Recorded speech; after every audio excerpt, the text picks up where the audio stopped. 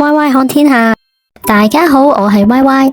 如果話兩餸飯嘅價錢可以食到自助餐，你又信唔信呢？唔止咁，仲有海鮮，有嘢飲，免加一。最離譜嘅係可以食足4個鐘，呢樣咁不可思議嘅嘢，切切實實發生咗喺人來人往嘅觀塘，就係依間蒸鮮啦。地鐵站行幾分鐘就到，佢隱身咗喺成運工業大廈裏面。蒸鮮強調嘅係完美蒸煮，少油低鹽，而且不時不食。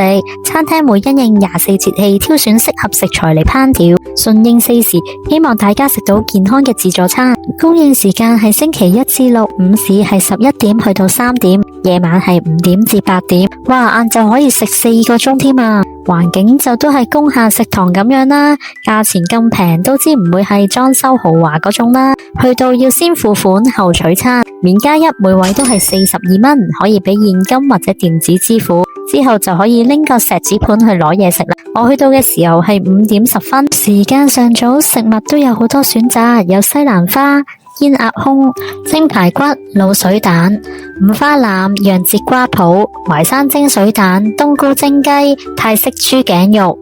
呢邊有五花腩、萵筍五花肉，呢啲都係五花肉、滷水雞翼、薯仔排骨同黑椒南瓜。近長新嗰邊有米飯區，白飯任裝，保持熱辣辣。飲品有凍檸水，都係自助形式。如果想飲其他嘢，熱飲加6蚊，凍飲加8蚊。嗱，林等我實測一下佢嘅質素先。首先試下個節瓜脯，節瓜都夠腍，裏面嘅豬肉有少少鹹蛋粒，味道合格。如果加少少汁就會再好啲。淮山蒸水蛋，水蛋整得非常滑，但唔覺有淮山味或者淮山粒粒。五花腩肥瘦適中，炆得好入味。滷水雞亦都煮得好入味，但我略嫌雞肉硬咗啲。正當我諗住食西蘭花嘅時候，見到有條好幼嘅頭髮喺上面。Oh my God！ 當然呢個我冇食啦，我食咗另一嚿。不過呢一輪嘅西蘭花煮得太老啦，下一輪嗰啲就靚仔返晒啦。泰式豬頸肉，見到紅色點點辣椒，唔好以為佢好辣，佢只係有少少酸酸辣辣嘅味道，肉質唔會好乾，呢個幾好食，餸飯一流，可以 encore。煙鴨胸正常發揮，黑椒南瓜煮得好腍，充滿黑椒味。呢件係好新嘅五花肉，我揀咗件冇咁肥嘅，可能煮得太耐，肉有少少鹹。就喺呢個時候，店員拎咗一盤蒜蓉粉絲蒸蝦出嚟，每人分2隻，蝦嘅 size 都唔細，有成隻雞翼咁長，肉質好彈牙，好新鮮，但每人2隻，好似唔係好夠喉喎。滷水蛋就麻麻地啦，完全唔夠入味。薯仔蒸排骨，薯仔夠晒腍，排骨整得啱啱好，又唔會太大件，值得推介。如果想飲湯，可以出去出餐位同店員講，我就會拎俾你。我都唔知呢個係咩湯啊！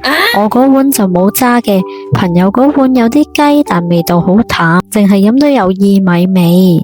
又有新一輪菜式啦，今次有南乳雞件，仲有鹹蛋蒸肉餅。南乳味足夠，雞件好嫩滑，咬開裏面肉質唔會乾。肉餅太薄，而且偏腍，冇乜咬口。大概6點半，出面嘅餸都差唔多冇晒，每盤只係剩翻好少好少，但鋪頭又未蒸得切喎。呢個時候，店員就攞啲大家最中意嘅嘢出嚟，魚每人1件，蜆每人2隻。魚肉蒸得啱啱好，好滑，但要小心啲食，有好多細骨。蜆肉非常鮮甜，size 都算大。臨走嗰陣再出多1次蝦，但今次孤寒啲，每人分得1隻。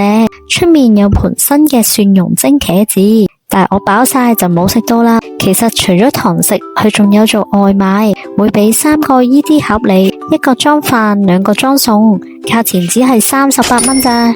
嚟個總結，無論午餐定晚餐，自助餐每位都係1口價42蚊，免加1。實測過之後，發現性價比非常之高，同2餸飯、3餸飯根本冇得比，因為呢度起碼有10幾款餸，而且包埋湯同飲品。唔好以為全部都係蒸就淡然無味，其實加咗調味料去烹調已經好夠味。佢哋堅持少鹽少油，完全冇落味精，非常健康。雖然海鮮唔係任食，但呢個價錢有得食魚蝦同蜆已經賺咗。午市最長仲可以坐4個鐘，唔俾你慢慢食。雖然座位逼咗啲，同埋繁忙時間會補唔切食物，但都係嗰句，一體42蚊呢個價錢已經無可挑剔。如果可以喺香港同新界區各開一間就好啦，一定係梁美必去嘅地方。今集就介紹住咁多先，記得 like 同埋 subscribe 我 channel啊，會為大家發掘更多美食同優惠。拜拜。